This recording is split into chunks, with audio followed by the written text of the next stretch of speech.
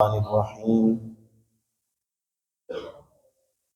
یا ایہا الذین آمنوا اتقوا اللہ وابتغوا الیہ الوسیلۃ وجاہدوا فی سبیلہ لعلکم تفلحون۔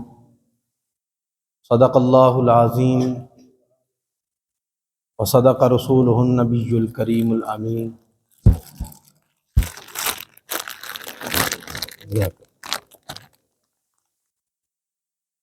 اللہم رب اشرح لی صدری ویسر لی امری واحلل عقدۃ من لسانی یفقہوا قولی۔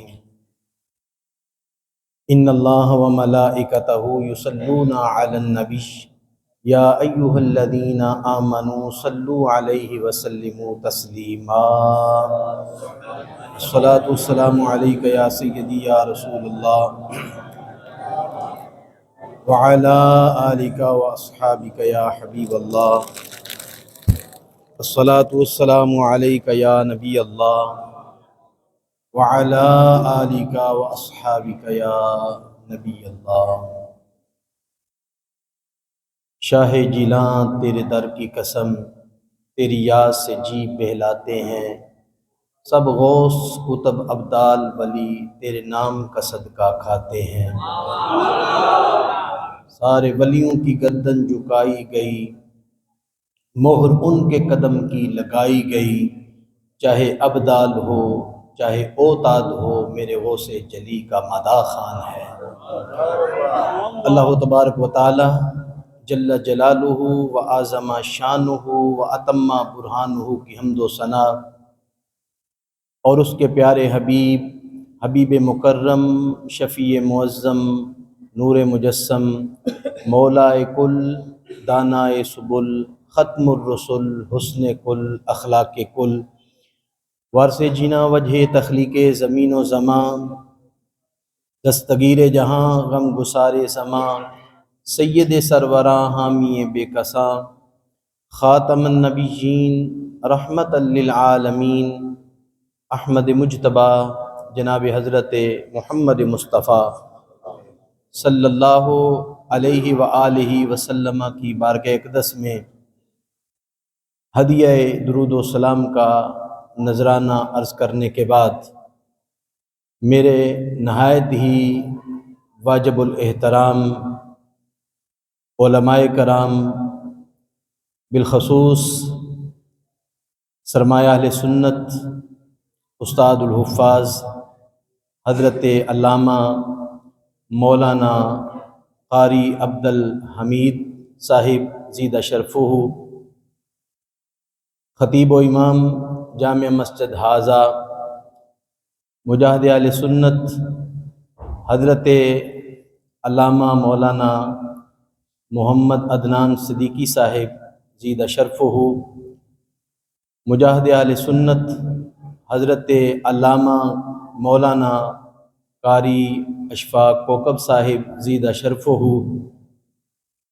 اور دیگر انتہائی قابل قدر حاضرین و سامعین، آج کا یہ سالانہ عظیم الشان پروگرام بڑی 11ویں شریف کے حوالے سے انعقاد پذیر ہے۔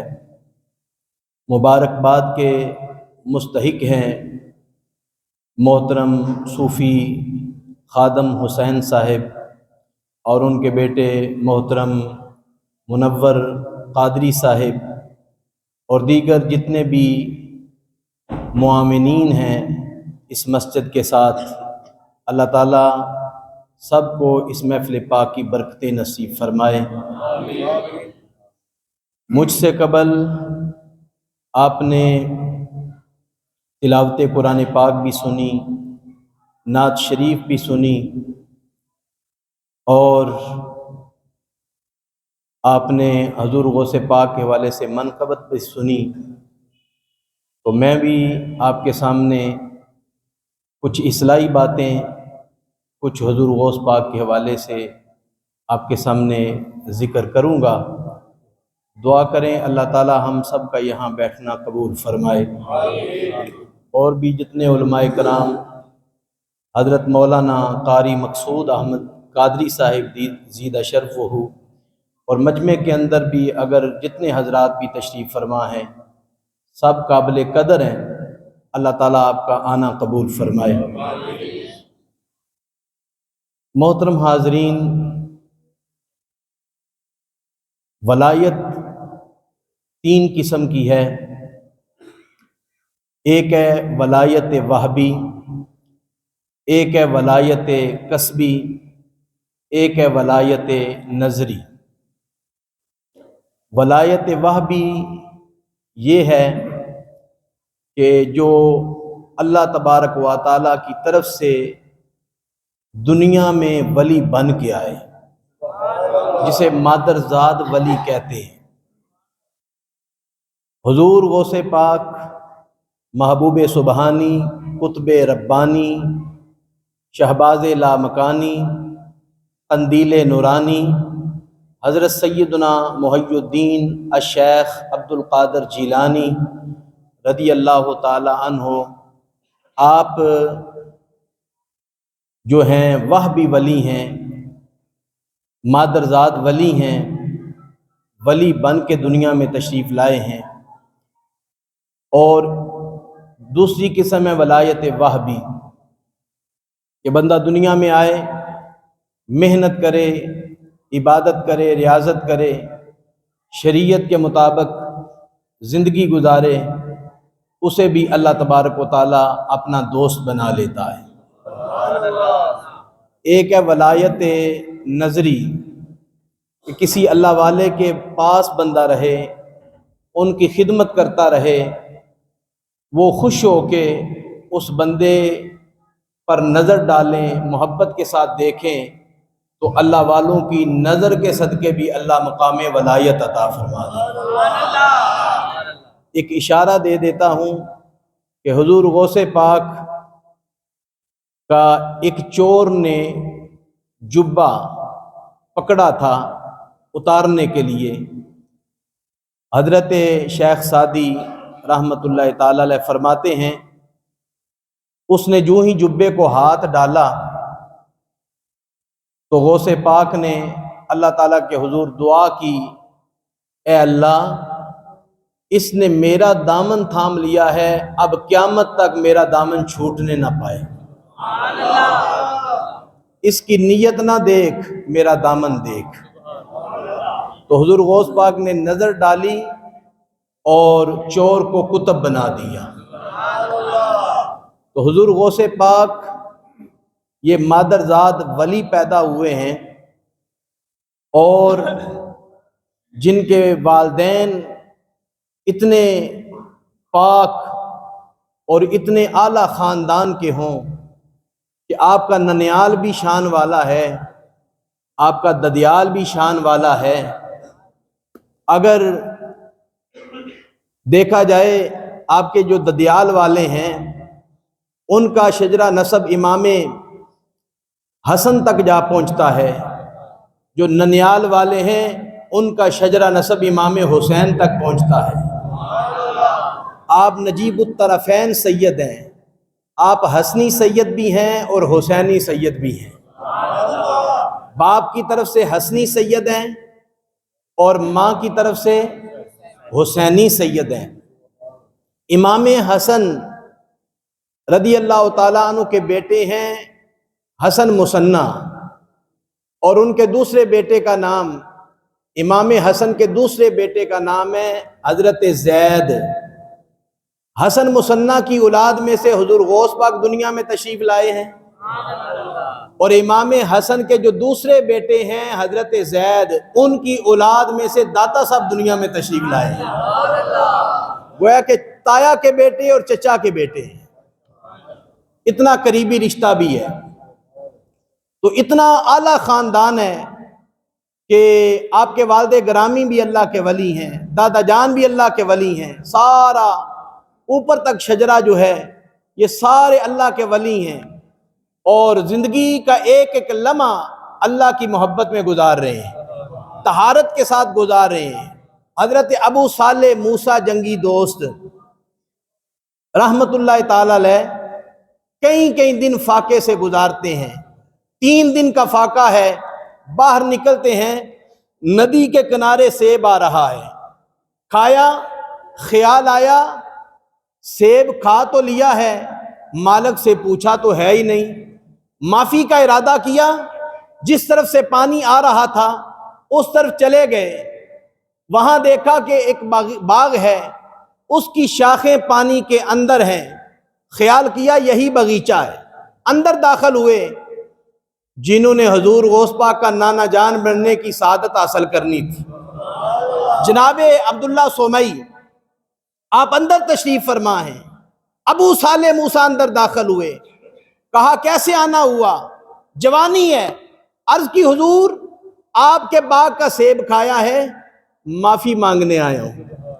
دیکھا نا، یہ بھی مولا علی شیر خدا کے خاندان میں سے ہے اور میں بھی مولا علی شیر خدا کے خاندان میں سے ہوں۔ فرمانے لگے بیٹا ایسے معافی، پہلے باغ کی رکھوالی کرو، باغ کی رکھوالی کرتے رہے، جب وقت پورا ہوا عرض کی حضور اب معافی ہے؟ فرمایا نہیں، ایک اور میری شرط ہے، ایک میری بیٹی ہے، آنکھوں سے دیکھ نہیں سکتی، پاؤں سے چل نہیں سکتی، ہاتھوں سے پکڑ نہیں سکتی، کانوں سے سن نہیں سکتی، زبان سے بول نہیں سکتی، ایسی میری بیٹی سے نکاح کر لو تو پھر معافی ہے۔ اللہ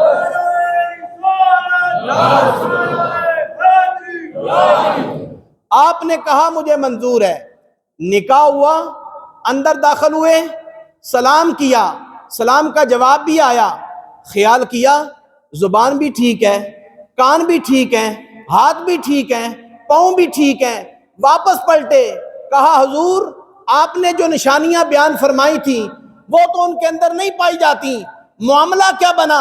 آپ فرمانے لگے ابو صالح موسیٰ مبارک ہو، یہی میری بیٹی ہے۔ کہا حضور نشانیاں وہ نہیں، فرمایا میرا مطلب یہ ہے آنکھوں سے اندھی ہے، آج تک کسی غیر محرم کو نہیں دیکھا، پاؤں سے لنگڑی ہے، آج تک خلاف شرع کام کے لیے باہر نہیں نکلی، ہاتھوں سے معذور ہے، آج تک خلاف شرع ان ہاتھوں سے کوئی کام نہیں کیا، اور کانوں سے معذور ہے، خلاف شرع باتیں نہیں سنتی۔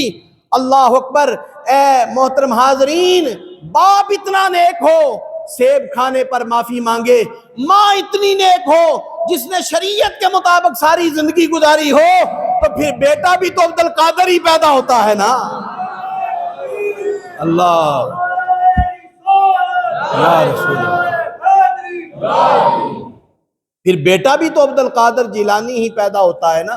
عبد القادر جیلانی رضی اللہ تعالیٰ عنہ رمضان المبارک کے اندر پیدا ہوئے، 470 ہجری ہے، 561 ہجری میں آپ کا وصال ہوا ہے، 91 سال آپ نے عمر پائی ہے۔ کتنے سال؟ 91 سال۔ پہلی کرامت آپ کی مشہور ہوئی کہ رمضان المبارک کے اندر دن کے وقت آپ ماں کا دودھ، وہ سے اعظم متقی ہر آن میں، ماں کا دودھ چھوڑا بھی ماہ رمضان میں، دن کے وقت ماں کا دودھ نہیں پیتے۔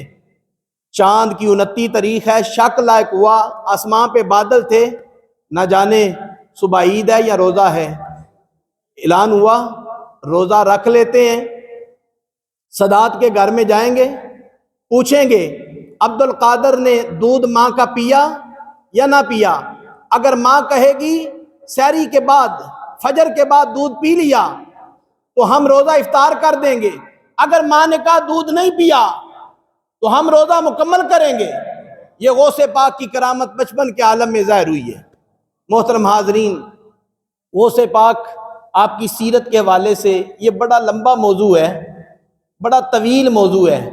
میں چونکہ مجھے یہ بھی کہا گیا ہے کہ اصلاحی باتیں آپ نے کرنی ہے تو میں اصلاحی باتیں بھی کروں گا۔ تو جو میں نے قرآن پاک کی آیت مقدسہ پڑھنے کی سعادت حاصل کی ہے، بڑا خوبصورت ترجمہ ہے، اگر ترجمے پہ غور کریں پھر عمل بھی کریں، آپ کی یہ دنیا بھی سمجھ جائے گی، آخرت بھی سمجھ جائے گی۔ اللہ پاک نے فرمایا یا ایھا الذین آمنوا اتقوا اللہ، اے ایمان والو، کیا فرمایا؟ یہ ایمان کا لفظ بڑا قیمتی لفظ ہے۔ اللہ فرما رہا ہے اے ایمان والو اتقوا اللہ، اللہ سے ڈرو۔ کن کو کہا گیا؟ ایمان والوں کو۔ آج لوگوں نے نا جی ایمان بڑا ایک ہلکا سا عمل سمجھا ہوا ہے، ایمان بڑا خزانہ ہے۔ آج جس دور کے اندر ہم جی رہے ہیں، یہاں تو چائے کی پیالی پر ایمان چلا جاتا ہے، یہاں تو ایک پلیٹ پر ایمان بک جاتا ہے، یہاں کسی کو 2000 کا نوٹ دکھایا جائے تو ایمان بک جاتا ہے، یہاں تو چھوٹی چھوٹی چیزوں پر ایمان بیچا جا رہا ہے۔ لیکن ایمان سب سے بڑا خزانہ ہے۔ ساری دنیا ایک طرف ہو جائے، اگر کسی کو ساری دنیا بھی مل جائے، ایمان نہ ملے، اس کے پلے کچھ بھی نہیں۔ اگر دنیا کی کوٹی بھی نہ ملے، صرف ایمان مل جائے تو گویا اس کے پاس سارا جہان موجود ہے۔ ایمان سب سے بڑا خزانہ ہے۔ بولیے ایمان سب سے بڑا خزانہ ہے۔ اگر سب سے بڑا خزانہ نہ ہو، میں اس پر ایک دلیل عرض کر دیتا ہوں۔ ہرقل بادشاہ اس دور کے اندر 3 سکے بھائی اس نے قید کر لیے، انہیں کہا کہ اسلام چھوڑ دو، مصطفیٰ کا دامن چھوڑ دو، عیسائیت قبول کر لو، تمہیں چھوڑ دیا جائے گا۔ ان تینوں بھائیوں نے کہا ہم جان تو دے سکتے ہیں مگر مصطفیٰ کا دیا ہوا ایمان نہیں دے سکتے، ہماری جان تو جا سکتی ہے۔ اس نے کہا سنو، اگر تم نے مصطفیٰ کا دامن نہ چھوڑا، عیسائیت مذہب قبول نہ کیا، تمہیں کھولتے ہوئے تیل میں ڈالا جائے گا۔ انہوں نے کہا یہ تو ایک جان ہے، رب لاکھوں جانے دے تو ساری مصطفیٰ کے نام پہ قربان کر دیں گے۔ اللہ یا رسول زندہ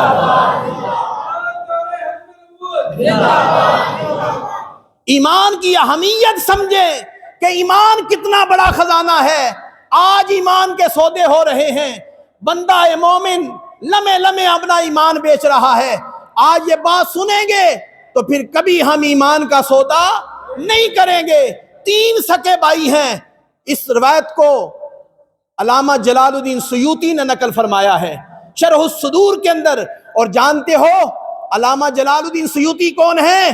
جنہیں جاگتے ہوئے مصطفیٰ نے اپنا دیدار عطا فرمایا ہے، اور ایک دفعہ نہیں 75 بار عطا فرمایا ہے۔ انہوں نے شرح الصدور کے اندر اس روایت کو نقل فرمایا ہے۔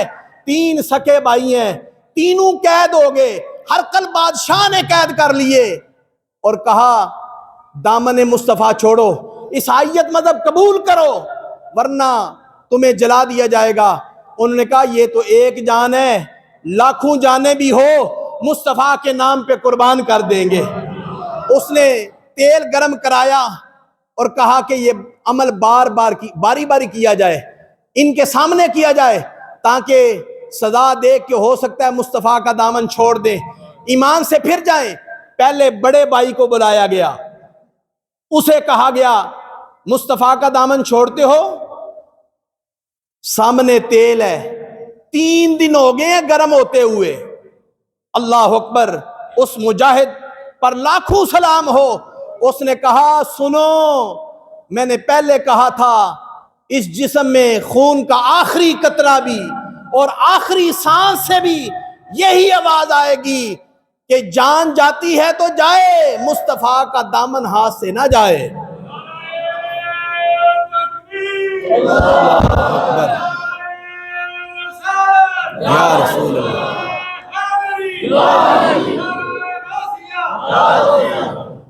اس نے دیکھا کہ یہ جان کی کوئی پرواہ نہیں کر رہے، اس نے ایک کو آرڈر جاری کر دیا اسے تیل میں ڈالو۔ دونوں بھائیوں کے سامنے تیل میں ڈالا گیا۔ جان ایک معمولی جان تھی، ایک لمحے کے اندر وہ پکوڑے کی طرح ان کا جسم ہو گیا، باہر نکالا گیا۔ ایک دن کی مہلت دے کے دوسرے کو بلایا گیا، کل تمہارے بھائی کے ساتھ جو معاملہ ہوا دیکھا ہے اپنی آنکھوں سے، اب تمہارا کیا خیال ہے؟ اس نے کہا ابھی خیال ہی پوچھ رہے ہو، میرا وہی خیال ہے جو میرے بھائی کا تھا۔ یہ جان کی کیا حیثیت ہے؟ مصطفیٰ کے نام پہ جان جائے اور اس سے بڑی ہم کامیابی کوئی نہیں سمجھتے، یہ سعادت کی بات ہے۔ ہرقل بادشاہ حیران ہو گیا، اس نے کہا دوسرے کو بھی ڈالا جائے، دوسرے کو بھی ڈالا گیا، جامِ شہادت نوش کر گیا۔ تیسرا چھوٹا تھا، انتہائی زیادہ خوبصورت تھا، ایک وزیر کو رحم آ گیا، کہنے لگا بادشاہ اسے میرے حوالے کر، چند دن مجھے مہلت دے، میں اس کا ایمان چھین لوں گا۔ بادشاہ نے کہا اگر تو ایمان چھین لے میں تجھے انعام و اکرام سے نوازوں گا، منہ مانگا انعام دیا جائے گا۔ اس نے کہا پھر چند دن مجھے دیا جائے۔ وہ وزیر تھا، اپنے گھر میں لے گیا، اس نے اپنی لڑکی سے، اپنی بیٹی سے بات کی کہ اگر اس مسلمان کا ایمان چھیننے کے اندر ہم کامیاب ہو گئے انعام و اکرام سے نوازے جائیں گے۔ اس نے کہا یہ تو میرے بائیں ہاتھ کا کھیل ہے، لیکن اسے یہ نہیں پتا تھا کہ آج کے مسلمان کی بات نہیں ہے، اس دور کے مسلمان کی بات ہے۔ اس نے کہا یہ تو میرے بائیں ہاتھ کا کھیل ہے۔ رات کا وقت ہوا، وہ لڑکی کمرے میں داخل ہوئی، کہنے لگی بابا دنیا میرا حسن دیکھنے کے لیے ترستی ہے، جس نوجوان کے پاس میں خود چل کے جاؤں گی یہ کیسے ہو سکتا ہے نوجوان میری طرف نہ دیکھے؟ لیکن انہیں یہ نہیں پتا تھا جن آنکھوں نے مصطفیٰ کا دیدار کیا ہو وہ کسی غیر کی طرف نہیں دیکھتے، چاہے خواب کے عالم میں یہ کرم ہوا ہو۔ وہ لڑکی کمرے میں داخل ہوئی، کیا دیکھا؟ نوجوان دن کے وقت روزہ رکھتا ہے، رات کے وقت نفل پڑھتا ہے، جو باقی وقت بچتا ہے قرآن کھول کے بیٹھ جاتا ہے، قرآن پڑھتا رہتا ہے، نفل پڑھتا رہتا ہے۔ رات گزر گئی، صبح وزیر نے پوچھا کیا بنا؟ اس نے کہا شاید اس کی کوئی عبادت والی رات ہوگی، دوسری رات آنے دو۔ دوسری رات بھی اسی طرح گزر گئی، تیسری رات بھی گزر گئی، یہاں تک کہ 39 راتیں گزر گئی۔ کتنی راتیں؟ 39 راتیں گزر گئیں۔ پھر کیا ہوتا ہے؟ وزیر حیران ہے، یہ معاملہ کیا بنا؟ لڑکی اندر داخل ہوئی، ایک دن نہ بول پڑی اور کہنے لگی اے نوجوان، دنیا میرے چہرے کو دیکھنے کے لیے ترستی ہے، میں خود تیرے پاس چل کے آئی ہوں، کیا وجہ ہے تم مجھے نہیں دیکھتے؟ کیا وجہ ہے؟ کیوں میری طرف نہیں دیکھتے؟ کسی پنجابی والے نے اس کا کیا خوبصورت ترجمہ کیا، اس لڑکی نے یوں کہا تسی کیوں میرے والوں ویکھ دے نہیں، تسی کیوں میرے والوں ویکھ دے نہیں، انج جوان تے کوئی چک دے نہیں، تسی کیوں میرے والوں ویکھ دے نہیں، انج جوان تے کوئی چک دے نہیں۔ نوجوانوں، جوان اس جوان کا جواب سننا، اس نے کہا جو حسن رسول اللہ دا ویکھ لیندے پھر غیراں والوں مڑ تک دے نہیں۔ اللہ یا رسول اللہ،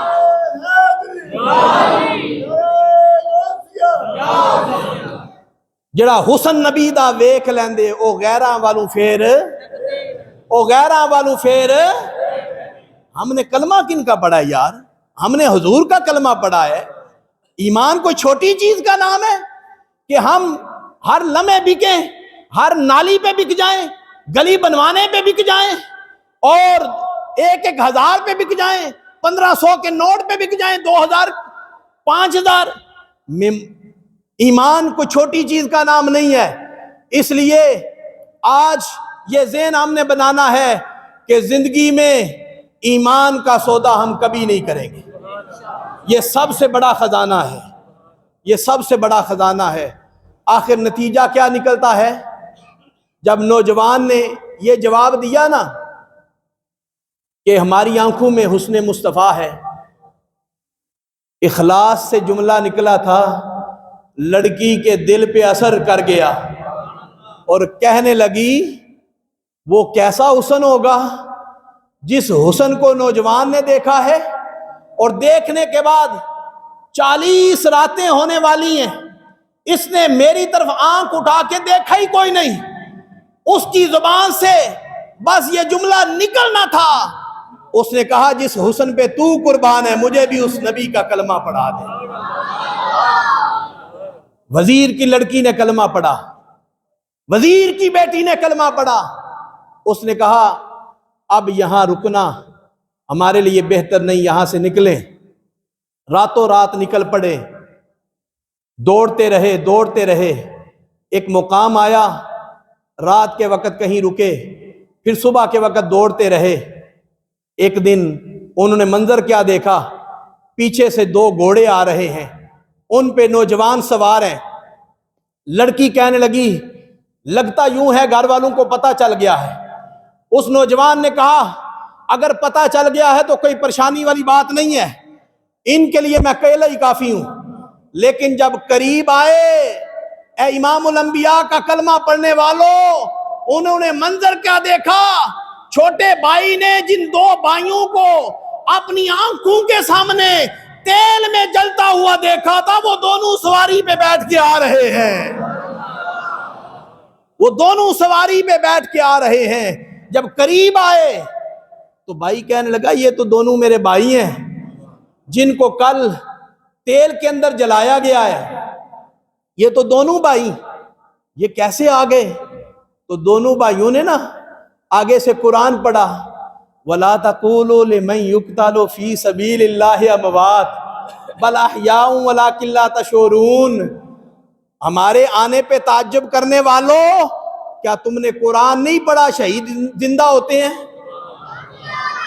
شہید زندہ ہوتے ہیں، اللہ کے ہاں رزق بھی دیا جاتا ہے، ان کے بارے میں مردہ گمان بھی نہیں کرنا، تمہیں شعور ہی نہیں ان کی زندگی کا۔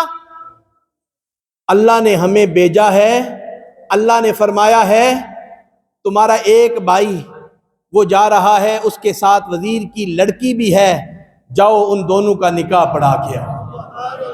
ہم نکاح پڑھانے کے لیے آئے ہیں، نکاح پڑھانے کے لیے آئے ہیں۔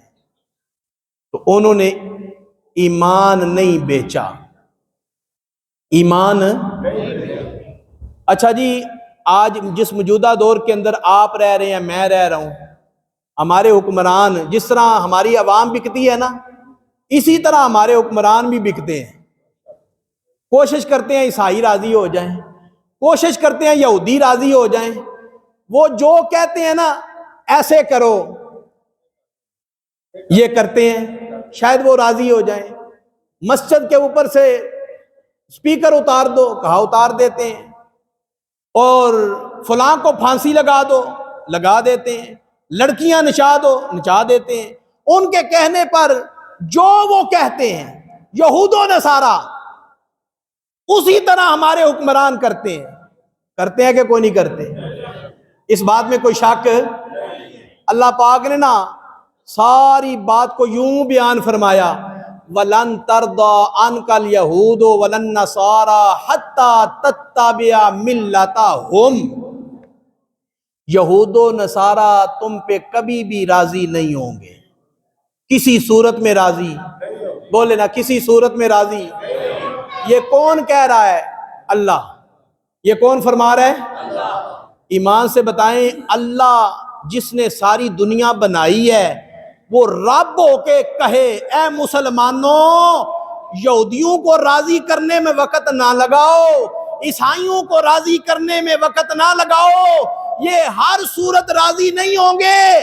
ایک ہی صورت ہے، تم عیسائی ہو جاؤ، ایک ہی صورت ہے یہودی ہو جاؤ، پھر راضی ہو جائیں گے۔ اگر حکمرانوں کا دل ہے ہم نے عیسائی نہیں ہونا، یہودی نہیں ہونا، تو پھر مخلصانہ مشورہ ہے سارے علماء کا، ان کو راضی کرنا چھوڑ دو، اللہ کو راضی کرو، مصطفیٰ کو راضی کرو، پھر دیکھنا بنتا کیا ہے۔ محترم حاضرین، ایمان سب سے بڑا قیمتی خزانہ ہے، قیمتی۔ ایک تو بھی یہ پیغام ہے کہ ہم نے اپنے ایمان کا سودا نہیں کرنا۔ اسی آیت کے اندر اللہ پاک نے آگے کیا فرمایا؟ اتقوا اللہ، اے ایمان والو اللہ سے ڈرو۔ کیا فرمایا؟ اونچا بولے، کیا فرمایا؟ کیا جو اللہ سے ڈرے وہ دودھ میں پانی ڈالتا ہے؟ ایسا بولیں۔ کیا جو اللہ سے ڈرے وہ کسی کو دھوکہ دیتا ہے؟ جو اللہ سے ڈرے وہ کسی کا حق رکھتا ہے؟ جو اللہ سے ڈرے وہ نماز کو چھوڑتا ہے؟ جو اللہ کو ڈرے وہ والدین کا دل دکھاتا ہے؟ جو اللہ سے ڈرے وہ نبی کی شریعت کو چھوڑتا ہے؟ جو اللہ سے ڈرے وہ سنت رسول اتارتا ہے؟ نہیں ہوتا۔ پتہ چلا ڈر ہی ختم ہو گیا ہے، اللہ سے ڈر ہی ختم ہو گیا ہے۔ اگر بندے کے دل میں ڈر آ جائے نا اللہ کا، تو پھر سارے معاملے حل ہو جاتے ہیں۔ حضرت امام محمد غزالی، سب کہے رحمت اللہ تعالی علیہ، رضی اللہ تعالیٰ عنہ بھی کہہ لیں تو یہ بھی ٹھیک۔ امام محمد غزالی آپ فرمانے لگے تمام لوگ مردہ ہیں، زندہ وہی ہیں جو علم والے ہیں۔ پھر آپ فرمانے والے علم والے بھی مردہ ہیں، زندہ وہی ہیں جو عمل والے ہیں۔ پھر آپ فرماتے ہیں عمل والے بھی خسارے میں ہیں، نفع میں وہ ہیں جو اخلاص والے ہیں، جو پھر آپ فرمانے لگے اخلاص والے بھی خسارے میں ہیں، فائدے میں وہی ہیں جو اللہ سے ڈرنے والے ہیں، جو اللہ سے ڈرنے والے ہیں، اللہ سے ڈرنے والے ہیں۔ اللہ کا ڈر آ جائے نا جی، زندگی بڑی خوبصورت گزرتی ہے۔ ہمارے دلوں میں اللہ کا ڈر ختم ہو گیا ہے، اللہ کا ڈر ہمارے دلوں سے نکل گیا ہے۔ عید کا دن ہے، فاروق اعظم آنسو بہا رہے ہیں، صحابہ بار خوشیاں منا رہے ہیں، دروازہ بند کر کے فاروق اعظم رو رہے ہیں، دستک دی، دروازہ کھلا، آنکھوں سے آنسو بہہ رہے ہیں، داڑھی مبارک تار ہے۔ صحابہ نے کہا حضور آج عید کا دن ہے، آج رونے کا دن تو نہیں۔ آپ فرمانے لگے ھذا یوم العید وھذا یوم الوعید، آج عید کا دن تو ان کے لیے ہے جن کے روزے قبول ہو گئے، اور جن کے روزے ہی قبول کوئی نہیں، ان کے لیے عید کا دن ہے۔ تو آپ فرمانے لگے میں تو اس لیے رو رہا ہوں، یہ ان کی عاجزی ہے، یہ ان کی انکساری ہے، ورنہ فاروق اعظم کے بارے میں تو حضور کا فرمان ہے کہ حضور فرماتے ہیں عمر فی الجنہ، عمر جنتی ہے، عمر جنت کا چراغ ہے۔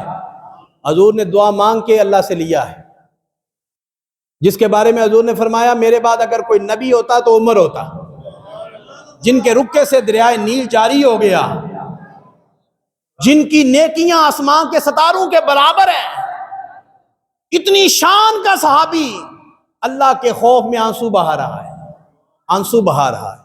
یار جن کے پاس اتنے خزانے ہیں وہ تو ساری زندگی روتے روتے زندگی گزار کے گئے، ہمارے پلے تو ہے ہی شے کوئی نہیں۔ فَلْيَضْحَكُوا قَلِيلًا وَلْيَبْكُوا كَثِيرًا، اللہ فرماتا ہے رویا زیادہ کرو، ہنسا تھوڑا کرو۔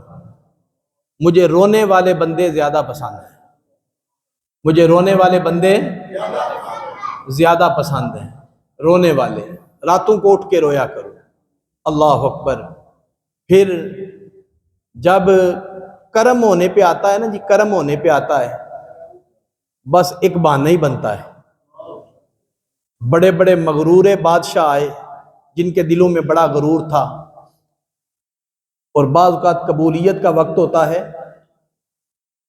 کوئی چھوٹا سا جملہ ہی دل پہ اثر کر جاتا ہے۔ ابراہیم بن ادہم بہت بڑا بادشاہ ہے، بہت بڑے بادشاہ کا نام ہے، یہ اللہ کے ولی ہوئے ہیں، ان کو مقام ولایت نصیب ہوا ہے، لیکن پہلے ان کے دل میں بہت زیادہ غرور تھا۔ آپ کے توبہ کا اور اللہ کا خوف دل میں کیسے آیا؟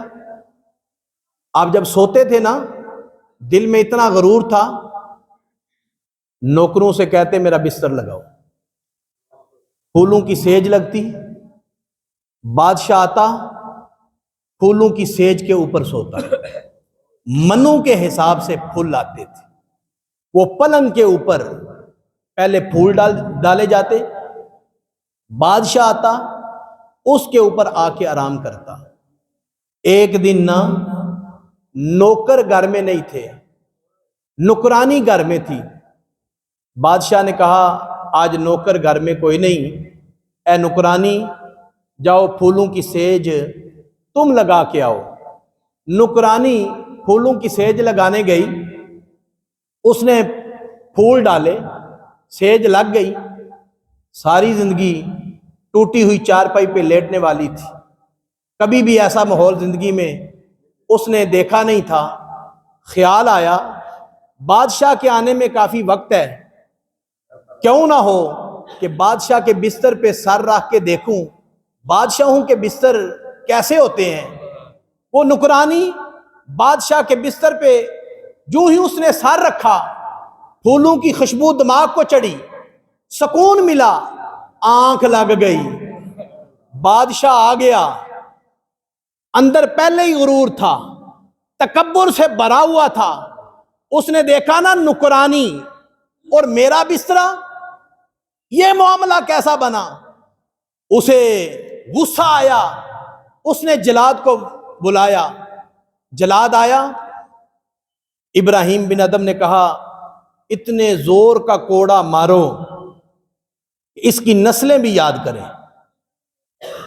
بادشاہی آرڈر تھا، جلاد نے کوڑا برسایا، اتنا شدید لگا، خون بہنے لگا۔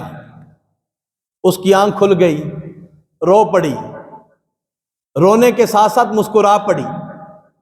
کبھی روتی ہے اور کبھی مسکراتی ہے، ہنس پڑتی ہے۔ بادشاہ کہتا ہے مذاق کرتی ہے، کبھی روتی ہے کبھی مسکراتی ہے۔ اس نے کہا بادشاہ مذاق نہیں کر رہی، روتی اس لیے ہوں کہ درد شدید ہے، چوٹ بڑی سخت لگ گئی ہے، اور مسکرا اس لیے رہی ہوں میں خیال کر رہی ہوں اللہ کے دربار میں، واہ بے نیاز خدایا میں تو 1 گھنٹہ سوئی ہوں اور میرا یہ حشر بنا، جو ساری زندگی سوتا رہا پتہ نہیں اس کے ساتھ معاملہ کیا بنے گا۔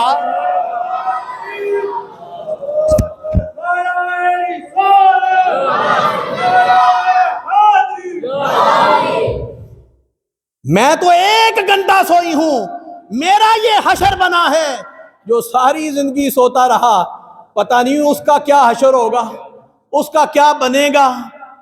ہے نکرانی تھی لیکن جملہ اثر کر گیا، جملہ اثر کر گیا۔ بس یہی میرا پیغام ہے، اللہ کرے ہمارے دلوں پہ جملے اثر کر جائیں، ہم اللہ سے ڈر جائیں، اللہ سے ڈر جائیں۔ بڑے بڑے بادشاہ بھی ڈرے اللہ سے، اور بادشاہوں کے بیٹے جوانی میں بھی ڈرے۔ حضرت ہارون رشید ایک بغداد کا بادشاہ ہوا ہے، توجہ ہے، بغداد کا بادشاہ ہوا ہے ہارون رشید، اس کے بیٹے کا نام ہے تیان۔ کیا نام ہے؟ تیان نام ہے۔ قاری قرآن نے قرآن کی آیت پڑھی کہ اللہ کا عذاب واقعہ ہونے والا ہے، ان عذاب ربک لواقع، سورۃ طور۔ اللہ کا عذاب، بے شک تمہارے رب کا عذاب واقع ہونے والا ہے۔ اگرچہ بادشاہ کا بیٹا تھا، جب اس نے یہ سنا نا، بس اس نے ایک قرآن پاک تھا جو بادشاہ نے کاتب کو بلا کے لکھوایا تھا اپنے بیٹے کے پڑھنے کے لیے، اس نے قرآن پاک اپنے ساتھ لیا۔ بادشاہ کی ایک انگوٹھی تھی جو اپنے بیٹے کو دے گیا، اس نے انگوٹھی ساتھ لی، جنگل کی طرف چلا گیا، اللہ اللہ کرتا رہا، مزدوروں کے ساتھ مزدوری کرتا رہا۔ ایک دن مزدوروں کے اندر بیٹھا ہوا ہے اور مزدوروں کے اندر بیٹھ کے قرآن پڑھ رہا ہے۔ کبھی دیکھا ہے مزدوروں کے اندر کوئی قرآن پڑھنے والا؟ مزدوروں کے اندر بیٹھ کے قرآن کھول کے قرآن کی تلاوت کر رہا ہے۔ ایک شخص آیا، امیر گھرانے سے تعلق تھا، اندر سے بڑا نیک تھا، اس کا نام تھا ابو عامر۔ ابو عامر مزدور لینے کے لیے آیا، دیکھا مزدوروں میں ایک نوجوان بیٹھا ہے، بڑا خوبصورت ہے، قرآن پڑھ رہا ہے۔ اس نے کہا کہ اس مزدور کو اپنے ساتھ لے کے جانا چاہیے۔ اس نے اس مزدور کا انتخاب کیا۔ مزدور تیان نے پتہ کیا کہا؟ میری ایک شرط ہے، میں ہفتے میں ایک دن کام کرتا ہوں اور کام پورے ہفتے کا کروں گا۔ جتنے دوسرے مزدور پورے ہفتے میں کام کرتے ہیں، میں ایک دن کے اندر اتنا کام کروں گا، 6 دن میں چھٹی کروں گا۔ چھٹی کس لیے کرتا ہے؟ اللہ کی عبادت کے لیے، اللہ کی عبادت کے لیے۔ ابو عامر کہنے لگا مجھے تمہاری شرط منظور ہے، آؤ۔ گھر میں لے گیا، اس نے دیوار بنائی، اتنی سپیڈ کے ساتھ بنائی، اتنے اخلاص کے ساتھ بنائی، بڑی تیزی کے ساتھ بنائی۔ وہ خوش ہو گیا، ایسا مزدور تو زندگی میں پہلی دفعہ ملا ہے۔ کوئی بات نہیں، ایک دن کے اندر پورے ہفتے کا اس نے کام کر دیا نا۔ اب وہ چلا گیا، 6 دن عبادت کرتا رہا، مزدوری لے کے اس سے روٹی کھاتا رہا۔ پھر وہ مزدور ایک دن لینے کے لیے آیا تو اسی مزدور کا پوچھا، تیان کا۔ مزدوروں نے کہا وہ بیمار ہے، فلاں جگہ پہ پڑا ہوا ہے، بیمار ہے۔ ابو عامر کہتا ہے میں اس کے پاس گیا، واقعی وہ بیمار تھا۔ اس نے مجھے دیکھتے ہی کہا اے ابو عامر، بہتر ہوا ہے آپ آ گئے ہیں، دیکھو میں تمہیں چند نصیحتیں کرتا ہوں، دنیا کی نعمتوں کو دیکھ کے دھوکہ نہ کھانا، دنیا کی نعمتوں کو دیکھ کے دھوکہ نہ کھانا۔ یہ عمر فنا ہونے والی ہے، نعمتوں پر زوال آنے والا ہے۔ جب تو کسی کا جنازہ پڑھے تو یقین کر لے کہ وقت آنے والا ہے، میرے جنازے کا اعلان بھی ہونے والا ہے۔ کیا ایمان سے بتائیں ہم نے کتنے جنازے پڑھے؟ کوئی بندہ بھی میرا حال ایسا مجمع میں نہیں بیٹھا ہوگا جس نے کسی مسلمان کا جنازہ، سب نے پڑھا ہے نا۔ یہی نصیحت ہو رہی ہے، اے ابو عامر، جب تو کسی کا جنازہ اٹھتے ہوئے دیکھے تو یقین کر لے کہ وقت آنے والا ہے، میرے جنازے کا اعلان بھی ہونے والا ہے اور میرا جنازہ بھی اٹھنے والا ہے۔ دنیا کی لذتوں کے اندر نہ جانا، یہ میرا پیغام ہے۔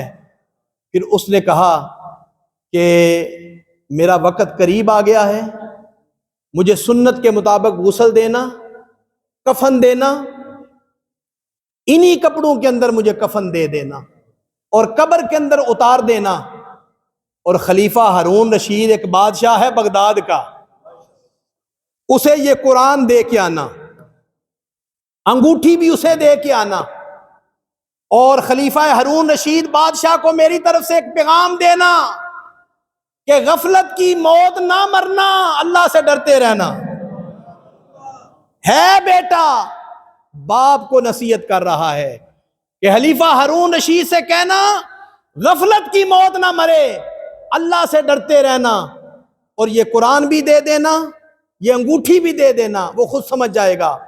ابو عامر کو کسی بات کا علم نہیں ہے۔ تھوڑی دیر گزری، فوت ہو گیا، غسل دیا، کفن پہنایا، جنازہ پڑھا کے قبر میں اتارا۔ ابو عامر نے سواری لی، بغداد کی طرف گیا، بہت بڑا جلوس نکلا ہوا تھا، اس کے اندر بادشاہ آیا ہوا تھا۔ ابو عامر نے کہا مجھے بادشاہ سے بڑا ضروری کام ہے، میرا پیغام پہنچاؤ۔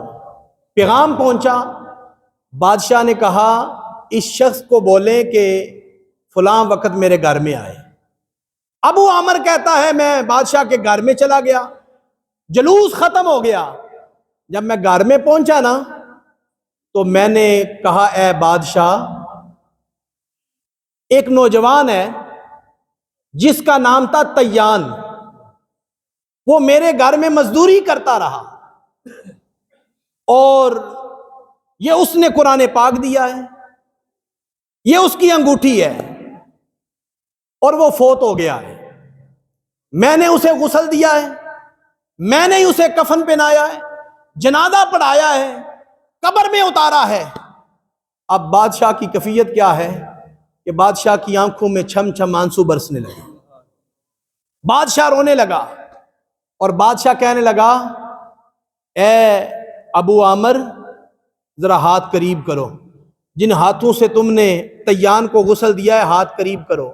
اب بادشاہ چومنے لگا، کبھی ہاتھوں کو چومتا ہے، کبھی سینے سے لگاتا ہے، محبت کا اظہار کر رہا ہے۔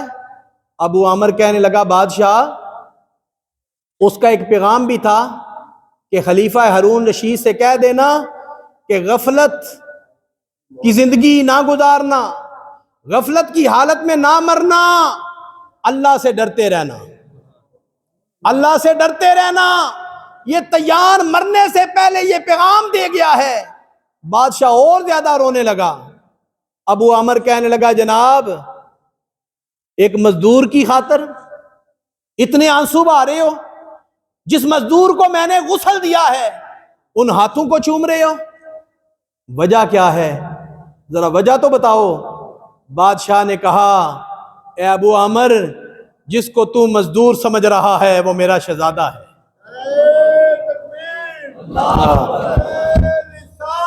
یا رسول اللہ،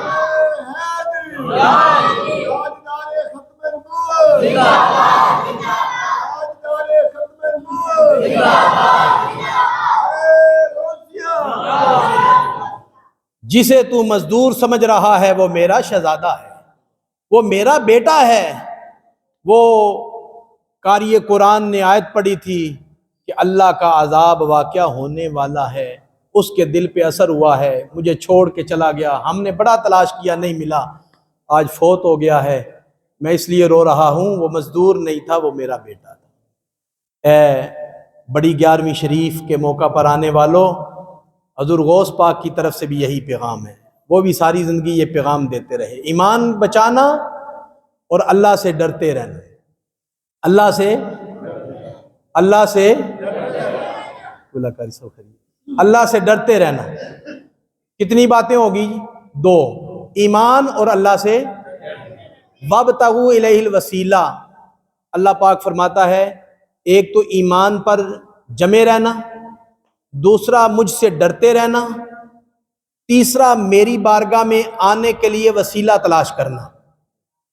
بعض لوگ کہتے ہیں نماز روزہ یہ وسیلہ ہے، علماء فرماتے ہیں نہیں، اتق اللہ کے اندر عمل والی بات ہو گئی ہے، اتق اللہ کے اندر عمل والی بات ساری مکمل ہو گئی ہے۔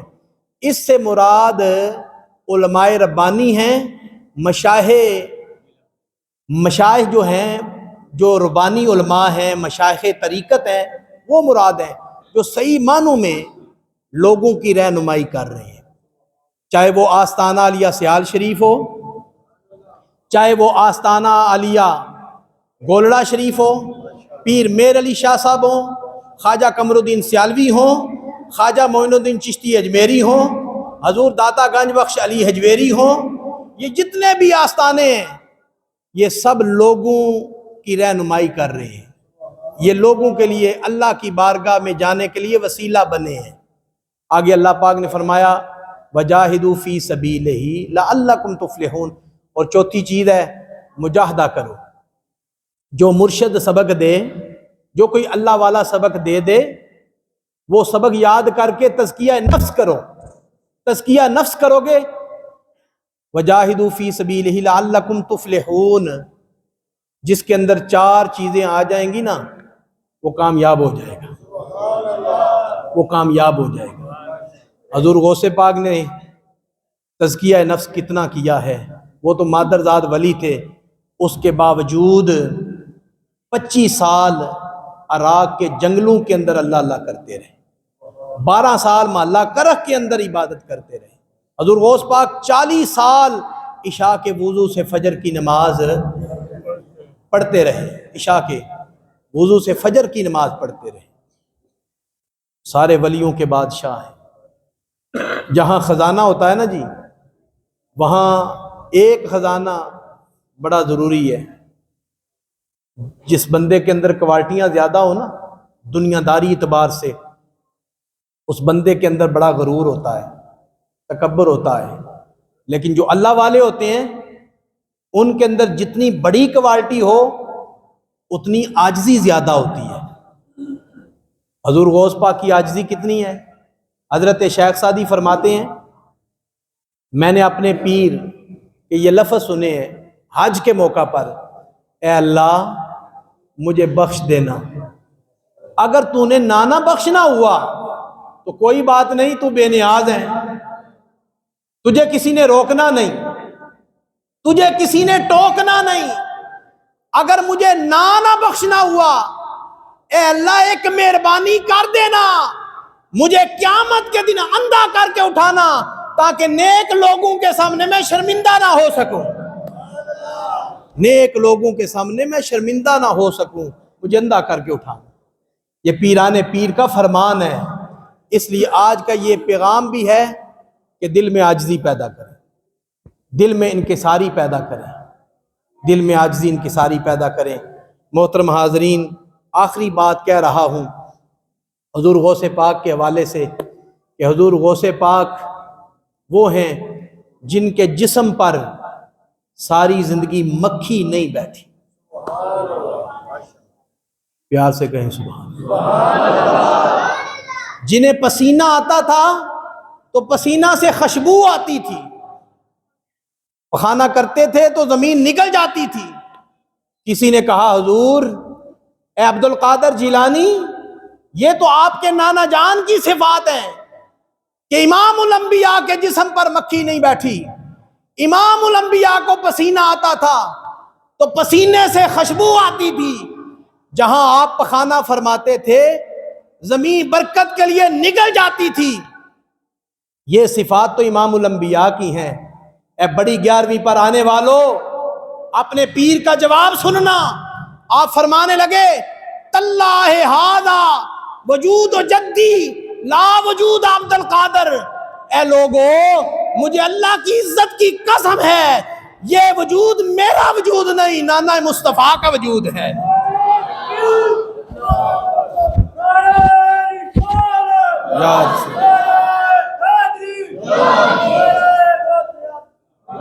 اسے کہتے ہیں فنا فی الرسول۔ کیا کہتے ہیں؟ حضور غوث پاک حضور کی ذات میں اس قدر فنا ہو چکے تھے، اس قدر فنا ہو چکے تھے۔ اللہ اکبر۔ محترم حاضرین، یہ شانیں، یہ عظمتیں پیران پیر کی ہیں کہ ان کے جسم پر ساری زندگی مکھی نہیں بیٹھی اور پسینہ بھی خوشبودار تھا۔ ہم اللہ تعالیٰ کا جتنا بھی شکر ادا کریں وہ کم ہے کہ اللہ تعالیٰ نے ایسا خزانہ اہل سنت کو عطا فرمایا ہے، اور جتنے بھی اللہ کے پیارے ہیں وہ سارے ہی ہمارے ہیں۔ ہمیں اس بات پہ فخر ہے، ہمیں اس بات پہ ناز ہے۔ ہم ساری زندگی شکر ادا کریں تو تھوڑا ہے کہ اللہ کے جتنے بھی پیارے ہیں وہ سارے ہمارے ہیں۔ بولیے وہ سارے، اللہ کے جتنے بھی پیارے ہیں وہ سارے، داتا علی حجویری، غوث پاک، خواجہ معین الدین، پیر سیال لاجپال، حضرت سخی سلطان باہو، پیر مہر علی شاہ گولڑوی، خواجہ معین الدین چشتی اجمیری، حضور شہدولہ دریائی، مفتی احمد یارہ نعیمی، پیر ولایت علی شاہ قادری، اللہ کے جتنے بھی پیارے ہیں وہ سارے الحمدللہ وہ سارے ہی ہمارے ہیں۔ اس لیے محترم حاضرین، پیغام پہنچ گیا ہے۔ جو میں نے اصلاحی باتیں بھی کی ہیں وہ بھی پیغام پہنچ گیا ہے، اور حضور غوث پاک کا ذکر مبارک بھی ہو گیا ہے۔ اللہ تعالیٰ کے حضور دعا ہے جن دوستوں نے اس محفل پاک کا انعقاد کیا، انتظام کیا، اللہ سب کے رزق میں برکتیں عطا فرمائے، اور قبلہ حضرت علامہ مولانا قاری عبدالحمید صاحب جو اس مسجد کی رونق ہے، جن کی وجہ سے یہ بہاریں ہیں، اللہ تعالیٰ ان کے علم عمل کے اندر برکتیں عطا فرمائے۔ جو علماء کرام تشریف لائے ہیں اور جنہوں نے مجھ جیسے ایک طالب علم کو یعنی کہ موقع دیا، مجھے کوئی سنانے کا موقع نصیب ہوا، میں ان کا بھی مشکور ہوں۔ اللہ تعالیٰ ان کے علم و عمل میں برکتیں عطا فرمائے۔ وآخر دعوانا ان الحمد للہ رب العالمین۔